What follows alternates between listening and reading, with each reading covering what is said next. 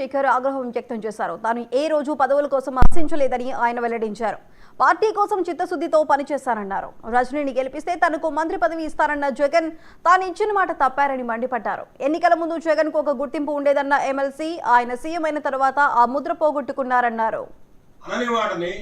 నేను అన్నానని చెప్పి మీరు ఎందుకు మాట్లాడారు?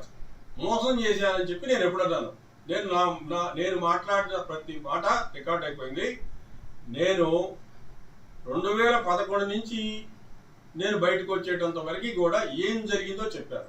జగన్మోహన్ రెడ్డి గారు తీసుకున్నటువంటి నిర్ణయాలు మాకు నచ్చలేదు కాబట్టి మేము బయటకు వెళ్తున్నాను అన్నాం. ఆ నిర్ణయాల వల్లే బయటకు వచ్చాను తప్ప ఇదేమన్నా. మీరు ఈ మాట ఎందుకు మాట్లాడారు అంటే, నేను ఇప్పుడు దాకా నువ్వు పదవులు అనుభవించి ఎమ్మెల్సీ తీసుకొని జగన్మోహన్ రెడ్డి గారిని మోసం చేశాడు అని చెప్పి నువ్వు అపవాదేసి వెళ్ళిపోతున్నావు అని చూడడానికి నువ్వు ప్రయత్నం చేశావు. నేను ఎక్కడన్నాను అంటే, మీరు ఉద్దేశం ఏంటంటే మీ మనసు నిండా నిండిపోయి ఉంది. ఏమనంటే రాజశేఖర్ని మోసం చేశావు అనే మాట మాత్రం మీ నరనరారా జీర్ణించుకుపోయాడు. అది తన్నుకొచ్చి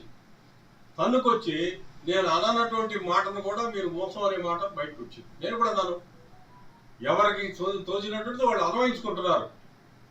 అంటే రాజశేఖర్కి ఈ రకంగా చేయటం అనేది మోసం అనేది మీకు తెలుసు.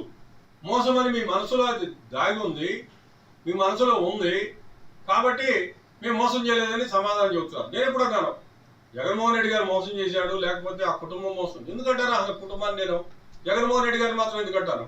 2019 దాకా ఆయనతోటి కలిసాం, తిరిగాం, సన్నిహితంగా ఉండాం, అన్నీ చేశాం కదా.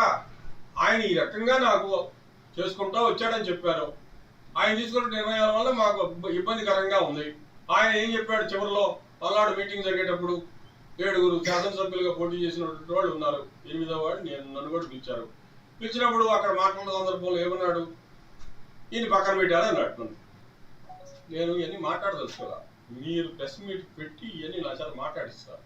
ఎప్పుడన్నా మేము అనని వాటని నేను అన్నానని చెప్పి మీరు ఎందుకు మాట్లాడారు?